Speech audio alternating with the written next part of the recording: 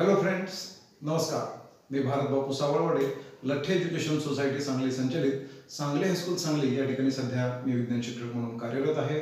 माझ्या भारत सावळवाडे सायन्स अकॅडमीमध्ये मी सर्वांचं स्वागत करतो. आणि मित्रांनो, आज आपण या व्हिडिओमध्ये इयत्ता 10वी विज्ञान आणि तंत्रज्ञान भाग 2 मधील प्रकरण क्रमांक 7 इंट्रोडक्शन टू मायक्रोबायोलॉजी, ओळख सूक्ष्मजीवशास्त्राची या प्रकरणामधील दुसऱ्या भागाकडे जाणार आहोत, की ज्याच्यामध्ये आपण वेगवेगळ्या प्रकारचे उत्पादनं, वेगवेगळ्या प्रकारचे प्रोडक्ट्स मायक्रो ऑर्गॅनिझम्सच्या सहाय्याने कशी मिळवता येतात याच्याबद्दल चर्चा करणार आहोत. आणि या चर्चेचा एक भाग म्हणून आपण सध्या वेगवेगळ्या प्रकारचे डेअरी प्रोडक्ट्स कसे मिळवता येतात याबद्दल प्रथम पाहू आणि पुढील भागांमध्ये आपण इतर सर्व गोष्टी समजून घेत जाणार आहोत. मित्रांनो, आपल्याला सर्वांना माहिती आहे, दूध म्हणजेच milk. Milk is considered as A complete food. संपूर्ण अन्न किंवा पूर्णान्न असं दुधाला मानलं जातं.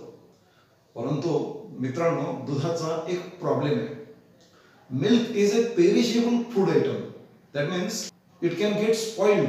ते नासतं आणि नासू शकतं, आणि त्यामुळं त्यातले पोषक तत्व आपल्याला न मिळता वाया जाऊ शकतात. अशा पद्धतीनं हे फूड मटेरियल म्हणजे दूध वाया जाऊ नये किंवा त्यातील न्यूट्रिएंट्स वाया जाऊ नयेत म्हणून आपल्याला काहीतरी उपाय करावे लागतात. आणि त्या उपायांच्या मधील काही उपाय प्राचीन काळापासून आपल्याला माहिती आहे. Since the ancient times we know various types of food preservative techniques also about the milk, and in that process milk is boiled first and then it is processed to get different products, and those products are known as dairy products, ज्याला आपण मराठीमध्ये दुग्धजन्य उत्पादनं असं म्हणतो. To get the dairy products, the common process is boiling of the milk, and then by using some sort of microbes, now we are going to ferment the milk, and after fermentation we are getting yogurt or curd actually. Now what this action includes, या सगळ्या process मध्ये नेमकं काय घडतं ते आता आपण पाहूया. Milk in raw form is obtained from the cow or buffalo or also from the goats, sheep, etc. And on this milk a certain process known as pasteurization technique is used. What is this pasteurization? We all know about Louis Pasteur.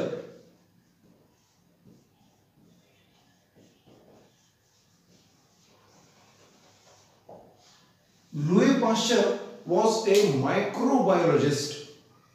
Actually, he was a physicist first.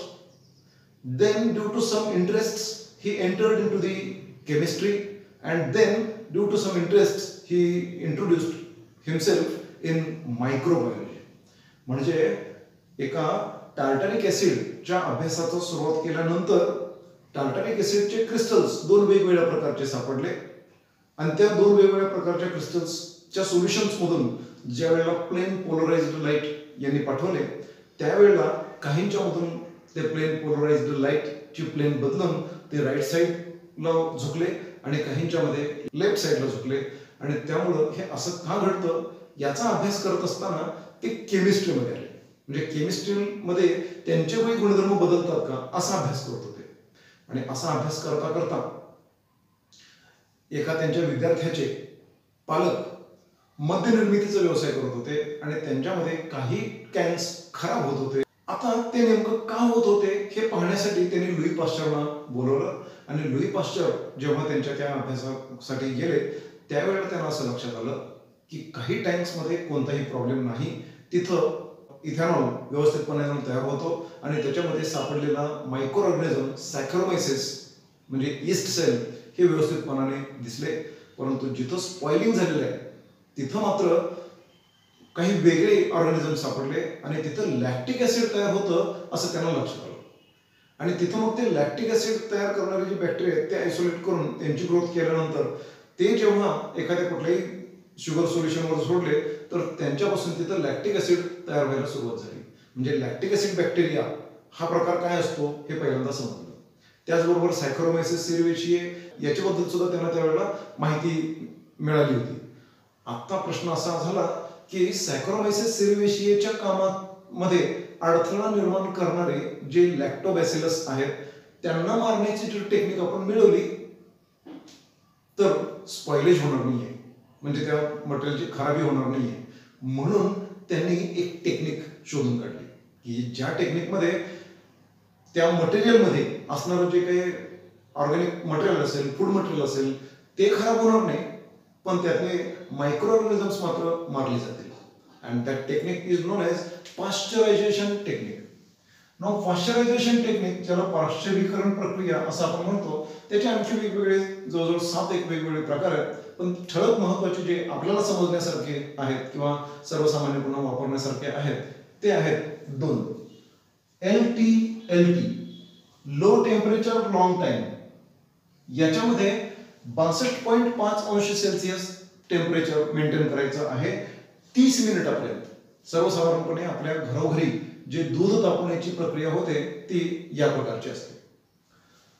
In certain other industries, that means in the industrial production of yogurt and some pasteurization techniques are there, application base वर केल्यानंतर तर त्यांच्यामध्ये आहे HTST, high temperature short time. इथं 72 अंश Celsius temperature maintain केलं जातं 15 सेकंदासाठी. म्हणजे थोड्या वेळेमध्ये विशिष्ट हाय टेम्परेचर दिलं तर त्या टेम्परेचरला तिथं असणारे घातक सगळे microorganisms, hazardous microorganisms मारले जातात, म्हणजेच हीट किल केलं जातं. This process is known as pasteurisation process. मित्रांनो, ही माहिती का सांगितली तर ही माहिती मिळाल्यानंतर इथं जी प्रोसेस आहे ही केल्यानंतर पुढे काय काय घडणार आहे याच्याबद्दल आपण समजून घेऊ शकतो. ओके, आता आपण आणखी थोडं पुढे जाऊ. Now here milk is first pasteurised. After pasteurisation now the milk is free from microorganisms. Microorganisms याच्यामध्ये आता नाही आहेत, they are heat killed. Now this milk is inoculated with lactobacilli. The process of inoculation in Marathi is termed as विरजन. ज्याला मराठी आपण विरजन संबोधतो असं हे विरजन त्यांच्यामध्ये घालायचं आहे. And now this inoculation of lactobacillus acts on the lactose in the milk.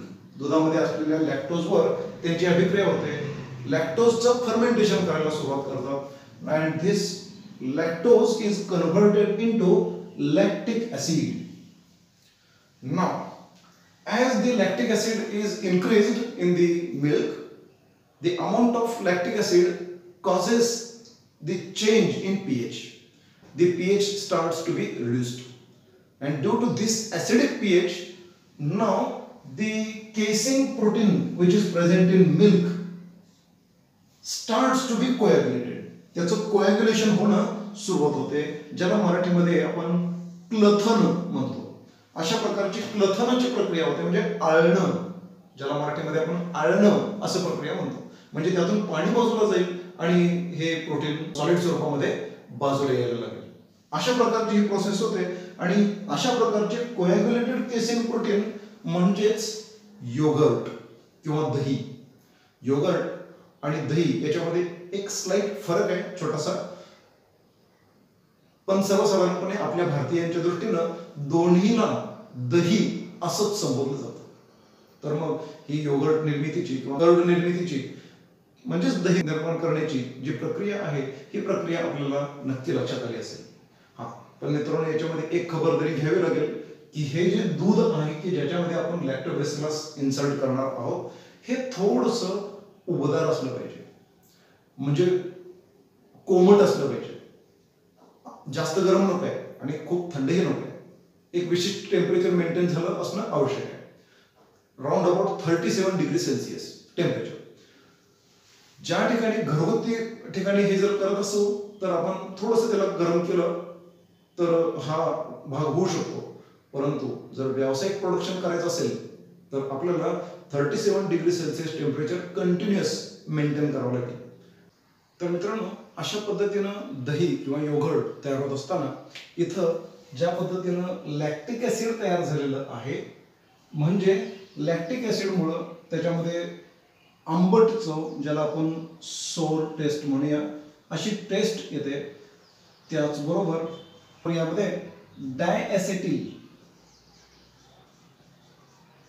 नावाचा सुद्धा पदार्थ तयार होतो आणि हा डायॲसिटिल नावाचा पदार्थ त्याला स्वीट टेस्ट देतो. That means in the production of yogurt or curd, two types of tastes are imparted due to these two substances. Lactic acid will impart the sour taste and this diacetyl will impart the sweet taste.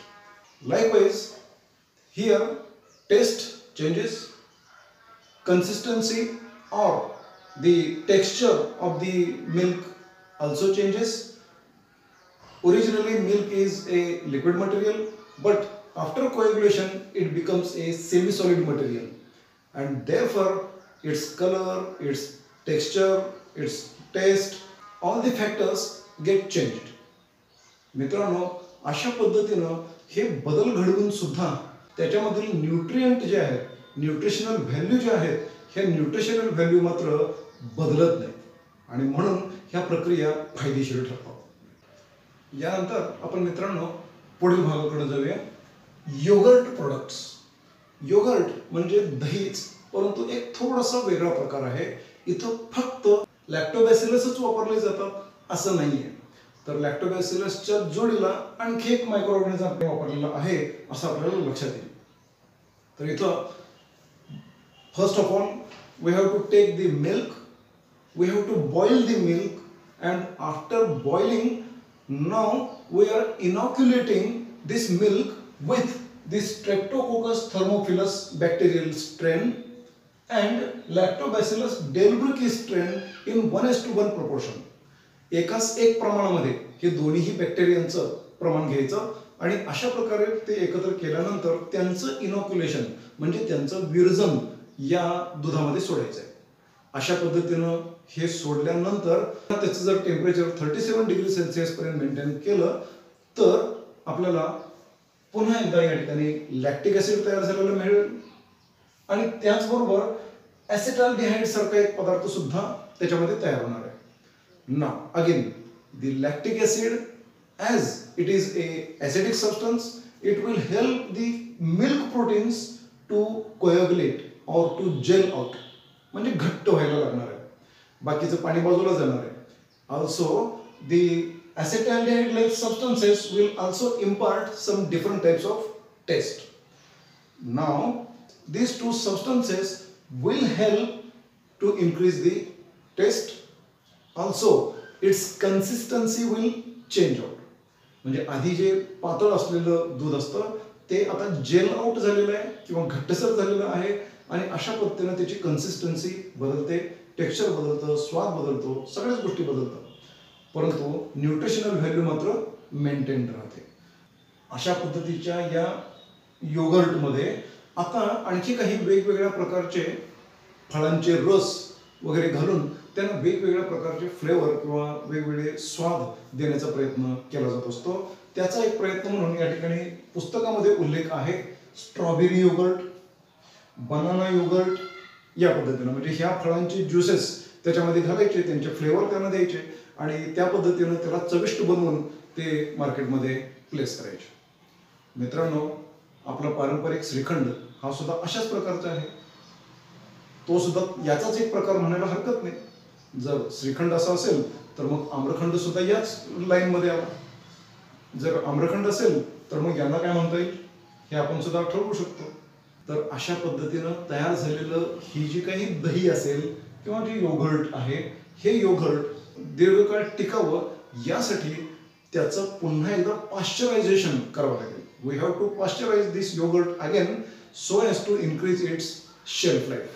त्याचं life आपल्याला वाढवायचं आहे. आता मित्रांनो, आपण पुढील भागाकडे जाऊ. बटर, ज्याला आपण लोणी असं म्हणतो, लोणी किंवा क्रीम असं सुद्धा आपण त्याचा उल्लेख करायला हरकत नाही. तर अशा प्रकारचं हे बटर किंवा लोणी जे आहे हे मिळवण्यासाठी आपल्याला काय करावं लागतं, पुन्हा एकदा या ठिकाणी दूध घ्यायचंय, दुधाला उष्णता द्यायची आहे, दूध उकळायचं आहे म्हणजे पाश्चरायझेशन प्रोसेस करायची आहे. ते करून झाल्यानंतर त्याचं विरजण लावायचं आहे आणि विरजण लावून झाल्यानंतर त्या दुधामध्ये असलेल्या साईचं ते विरजण आणि त्याची जी दही तयार होईल ते घुसळायचं आहे आणि घुसळून झाल्यानंतर त्याच्यापासून इमल्सिफिकेशन प्रोसेस होऊन जे फॅट मटेरियल बाजूला येतं ते फॅट मटेरियल म्हणजेच लोणी. आता अशा पद्धतीनं जे दुधातून क्रीम बाजूला काढता येते त्या क्रीमला, त्या लोण्याला कल्चर्ड क्रीम असं म्हटलं जातं. Again milk inoculated with lactobacilli. Due to the presence of these lactobacilli, again here there is formation of lactic acid. This lactic acid will lead to the formation of curd, and when this curd is emulsified,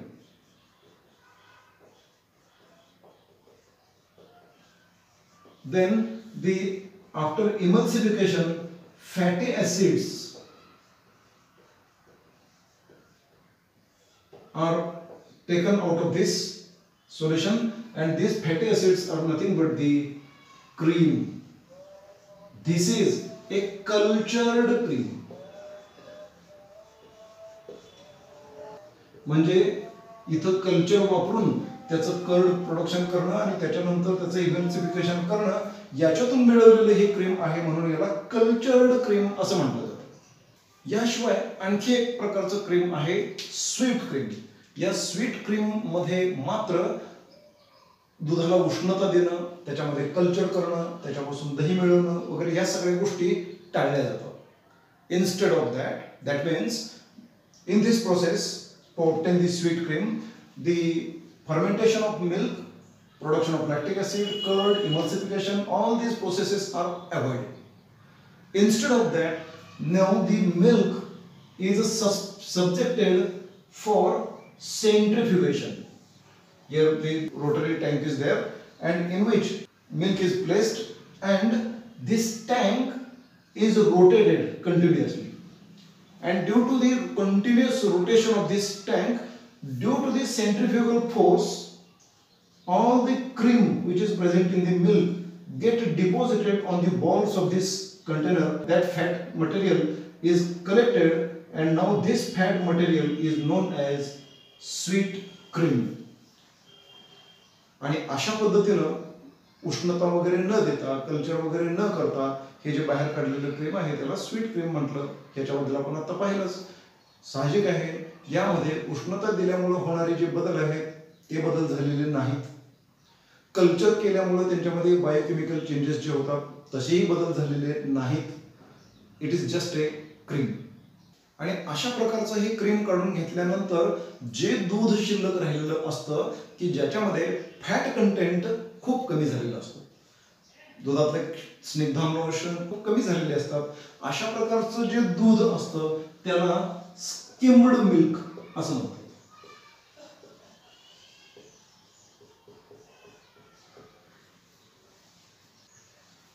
मित्रांनो, हे सर्व पाहत असताना मगाशी एक मुद्दा जो या ठिकाणी आपण पाहत होतो की बॉइल्ड मिल्क घेतलंय, त्याच्यामध्ये लॅक्टिक ऍसिड आणि ही जी प्रोसेस सगळी सांगितली योगर्ट प्रोडक्शनची, ज्याच्यामध्ये आणखी एक प्रोसेस आपण करू शकतो. जर आपल्याला याच्यामध्ये डेन्सपणा वाढवण्यासाठी त्याची दुधाची घनता किंवा त्या सॉलिड मटेरियल योगर्टचं प्रमाण जर वाढवायचं असेल तर याच्यामध्ये मिल्क पावडर आपण बाहेरून एक्स्ट्रा ऍड करू शकतो. Now again we are going further. Cheese production. Cheese ही जी काही खाण्याची वस्तू आहे ही कशा पद्धतीने बनवतात हे आपण पाहूया. Mostly this is Italian product. आणि या चीजमध्ये बाकी प्रोसेस सगळी तशीच आहे. Curdling of milk is the same, but afterwards some processes are changed so that its flavor changes, its taste changes, its consistency changes. Likewise, म्हणजे त्यांची चव बदलते. पुढं कर्ड फॉर्मेशन पर्यंतची प्रक्रिया सर्वसाधारणपणानं समानच आहे, त्याच्यामध्ये फारसा बदल नाही. हा, काही बदल आहेत त्यांच्याबद्दल आपण चर्चा करू, परंतु कर्ड प्रोडक्शन हे होणारच आहे, म्हणजे gelling out of protein in milk, that process is same, but afterwards some other processes are there so that we can change its physical properties and chemical properties also. म्हणजे कुठले, त्यांचा स्वाद बदलू शकतो, त्यांचा रंग बदलू शकतो, त्यांचा पोत बदलतो, त्यांची कन्सिस्टन्सी बदलते, म्हणजे ते हार्डनेस आहे, सॉफ्टनेस आहे, या प्रॉपर्टीज मध्ये बदल होतो, लवचिकपणा येणार आहे की हार्ड असणार आहे हे बदलतं. आता हे सगळं कसं होतं तेच आता आपण पाहू. मित्रांनो, या ठिकाणी आपण पहा की अगदी सुरुवातीला milk is again treated with either enzyme rennet. Earlier times there was a enzyme is obtained from the gut of, that means the alimentary canal of cattle, and that enzyme is used in the treatment of this curdling of milk. आणि यामुळं हा थोडासा प्राणीजन्य पदार्थ असं संबोधलं जातं, ठीक आहे. परंतु आता मात्र हे चित्र बदललेलं आहे. आता एन्झाइम रेनेटच वापरला जातो असं काही होत नाही. इतर मायक्रोबियल एजंट्स आहेत, आणखी काही इतर केमिकल्स आहेत, यांच्या सहाय्याने सुद्धा आपण ते करू शकतो. आणि त्याच्यामध्ये आणखी काही पुढील प्रोसेसेस केल्या तर आपण सुद्धा चीज बनवू शकतो. कसं ते आता आपण पाहूया. Suppose milk is subjected for the treatment of enzyme rennet or certain acids like citric acid, acetic acid, etc. If these are used in this curdling process of milk, or vinegar, lemon juice can also be used. Then Lactobacillus lactis, Lactobacillus cremoris, Streptococcus thermophilus, these bacterial strains can be used for the curdling of milk. And after the formation of this curd, now this curd is subjected for further processes. आता इथं ते जे gel out झालेलं जे curd आहे, जे दही आहे, ते दही आपण पुढील प्रोसेस साठी वापरायचं आहे. आणि या सगळ्यामध्ये हे जेल आउट झाल्यानंतर शिल्लक राहिलेलं जे पाणी असेल, ज्याला आपण ताक म्हणूया, व्हे, तो बाजूला काढून टाकायचा आहे. म्हणजे यातलं आता आपल्याला पाणी काढून टाकायचं आहे, पाण्याचं प्रमाण कमी करायचं आहे. त्यातलं बरंचसं पाणी इथं कमी होईल. यानंतर सुद्धा आणखी काही ठिकाणी हे पाणी कमी करायचं आहेच. आणि हे पाणी कमी करण्यासाठीचे वेगवेगळे काही ट्रीटमेंट्स आहेत, आणि त्याच्यामुळं त्यांच्यामध्ये वेगवेगळ्या प्रकारची चीज तयार होतात. आता आपण पाहूया. First of all, the general processes in the cheese production are washing of the newly formed curd, then rubbing, त्याला घासायचं आहे, त्यानंतर सॉल्टिंग, त्याला सॉल्ट ट्रीटमेंट द्यायचे. सॉल्ट ट्रीटमेंट दिल्यामुळं त्याला थोडासा एक सॉल्टी टेस्ट तर येणार आहेच, plus it will also act as a preservative. Salt will inhibit the bacterial growth, आणि त्यामुळं हे सॉल्ट उपयोगी पडणार आहे. अगदी त्याचबरोबर some pigments are also added. Pigments means colours. different types of colors can be added, and we can give the different colors to cheese. We can also add some flavors in the cheese, and we can increase the flavor. Okay, हे झाले common processes आहेत. आता common processes झाल्यानंतर पुढे चीजचे वेगवेगळे जे प्रकार आहेत त्यांच्याकडे आपण थोडंसं जाऊ, आणि मग आता त्यांची प्रॉपर्टीज आणि त्या प्रॉपर्टीज कशामुळे येणार आहेत ते आपण पाहूया. First of all, soft cheese. How this soft cheese is produced? Initially, freshly formed cheese is soft one. It is produced by draining out water from it. That is, whey is drained out. Then it is salted. It is cut into pieces, and it can be packed to distribute in the stores. Okay. म्हणजे ते दुकानाकडे नेण्यासाठी cut करून piece करून ते पाठवणं ही प्रक्रिया याच्यामध्ये होऊ शकते. Now next is, suppose we are interested to obtain the hard cheese, then simply we have to heat it gently at the temperature of 35 degree Celsius to 55 degree Celsius. या तापमानाला हे थोडंसं तापवलं तर यातलं आणखी पाणी म्हणजे व्हे निघून जाईल, आणि हे मटेरियल आता हार्ड होत जाईल. ओके, आता याच्यापेक्षा पुढे आपण जाऊया. मोझरेला और प्रोवोलोन चीज. आता मोझरेला चीज हा थोडासा चिवट आहे, म्हणजे ते लांबतं असं, स्प्रिंग सारखं दोरीसारखे त्याचे असे लांबलचक धागे निर्माण होतात। अशा प्रकारचा जो आहे तो जर बनवायचा असेल तर त्याच्यासाठी काय करतात, it is to be need मळणे आपण म्हणूया, हे गरम पाण्यामध्ये करायचं आणि त्याचा त्या गरम पाण्यामध्ये केल्यामुळं त्याला स्ट्रिंगी अपीअरन्स देता येतो, म्हणजे असं लांबतं ते। Okay, also it will be A fibrous body, तंतुमय पदार्थासारखं ते दिसणार आहे। Next again, now this cheese can be repeatedly piled, त्यांचे थरावर थर चढवत जायचे, बऱ्याच वेळेला चढवत जायचे आणि हे सगळं अशा पद्धतीनं पाइलिंग केलेलं जे मटेरियल आहे हे 3 ते 12 महिन्यापर्यंत it repeatedly piled up and this piled up cheese is kept for 3 to 12 months for ripening, म्हणजे त्याला तसंच ठेवलं जातं। अर्थातच या सगळ्या प्रोसेसमध्ये पाणी निघून जातं, water will be again drained out and as a result cheddar cheese will be a harder one. Okay, and next one is the Parmesan cheese, which is the most hard cheese. Here it is kept for 12 to 18 months for ripening. त्याला पिकण्यासाठी आणखी ते 12 ते 18 महिन्यापर्यंत ठेवलं तर हे hard असं Parmesan चीज आपल्याला मिळवता येतं। तर आता मित्रांनो आपण आणखी एका प्रोडक्टकडे जाणार आहोत आणि तो प्रोडक्ट आहे प्रोबायोटिक्स। आता प्रोबायोटिक्स म्हणजे काय, तर प्रोबायोटिक म्हणजे हे असे पदार्थ आहेत की ज्यांच्यामध्ये आपल्या संपूर्ण शरीराला उपयोगी ठरतील असे इन्ग्रेडियंट्स असणार आहेत आणि अशा प्रकारच्या ह्या इन्ग्रेडियंट्समुळं आपली तब्येत, आपलं आरोग्य चांगलं राहणार, म्हणजे आपली पचनशक्ती चांगली राहणार। अशा प्रकारची आपली पचनशक्ती किंवा संपूर्ण आपलं गट व्यवस्थितपणानं राहील अशा प्रकारचे हे वेगवेगळे प्रोबायोटिक्स कोणते ते आपण पाहणार आहोत। त्यासाठी पहिल्यांदा आपण थोडंसं आठवतं का पहा, अनेक वेळेला ज्या वेळेला आपलं पोट बिघडतं, whenever we are going to face the indigestion process or dysentery, diarrhea like problems are there, at that time doctors suggest a special type of sachet known as lactobacilli, and this packet contains these types of microorganisms: Lactobacillus acidophilus, Lactobacillus casei, Lactobacillus delbrueckii, Lactobacillus lactis, Bifidobacterium bifidum, etc. And all these are the normal inhabitants of human digestive system. मानवी अन्नपचन संस्थेमध्ये जे लहान आतडं आहे त्या लहान आतड्यामध्ये हे वावरणारे किंवा तिथं ते असणारे नेहमीचे हे घटक आहेत, म्हणून त्याला normal flora of human digestive system असं म्हटलं जातं। हे आपण जे काही अन्न ग्रहण करतो त्याचं पचन घडवण्यासाठी मदत करतात।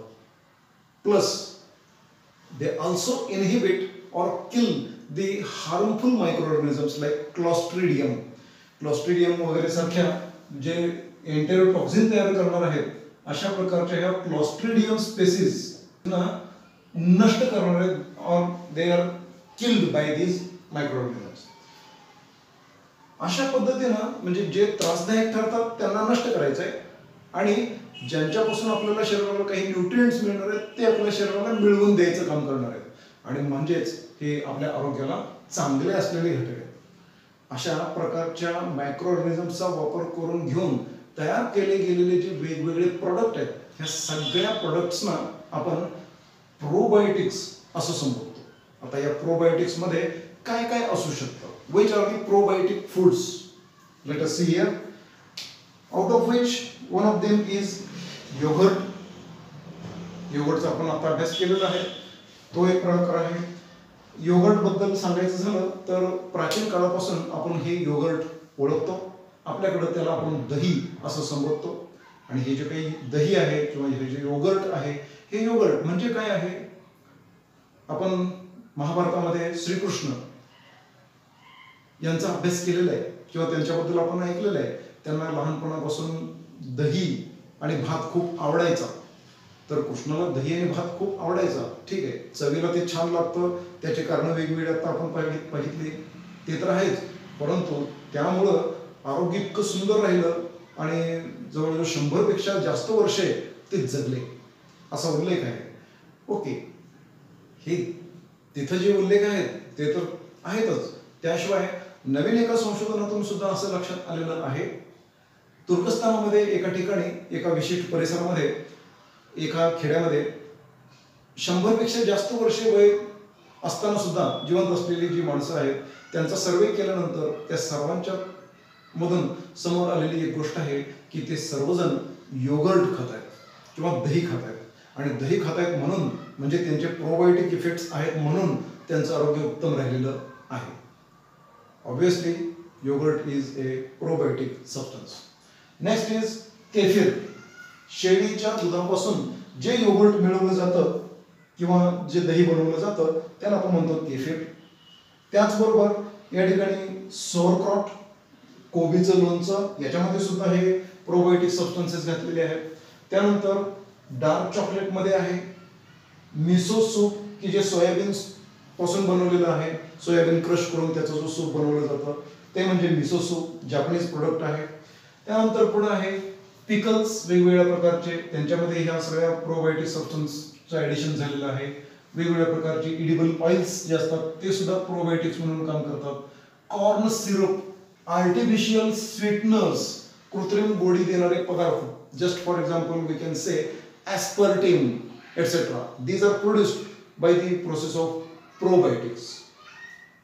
Okay, then microalgae like algae spirulina, algae chlorella, blue green algae, नीलहरित शैवाल या प्रकारचे जे हे मायक्रो ऑर्गॅनिझम्स आहेत, अल्गी आहेत, यांचे सुद्धा डिशेस मिळतात आणि यांच्या सहाय्यानं आपण आपलं आरोग्य उत्तम ठेवू शकतो. अशा वेगवेगळ्या प्रकारच्या अनेक प्रोबायोटिक सबस्टन्सचा मानवी आरोग्य चांगलं ठेवण्यासाठी अतिशय चांगला वापर करून घेता येतो. मित्रांनो, माझं हे मार्गदर्शन अगदी व्यवस्थितपणानं आपण ऐकून घेतलं त्याबद्दल सर्वांचे आभार. हे सर्व करत असताना या सगळ्या गोष्टींच्या ज्या नोंदी मी इथे केलेल्या आहेत या नोंदी आपल्याही वहीमध्ये असणं आवश्यक आहे. त्याशिवाय आपला अभ्यास चांगला होणार नाही आणि त्यामुळे ते जरूर आपण नोंदी करा. मुद्दे मांडण्याची सवय लावून घ्या. त्याचबरोबर जर माझं हे मार्गदर्शन आपल्याला आवडलं असेल तर जरूर लाईक करा. उपयुक्त वाटलं असेल तर इतरांच्यासाठी जरूर शेअर करा आणि माझं चॅनल जरूर सबस्क्राईब करा. त्याचबरोबर चॅनलमध्ये बेल आयकॉन असेल तो सुद्धा प्रेस करा म्हणजे माझे नवनवीन अपडेट्स आपल्याला मिळत राहतील. Stay connected. धन्यवाद.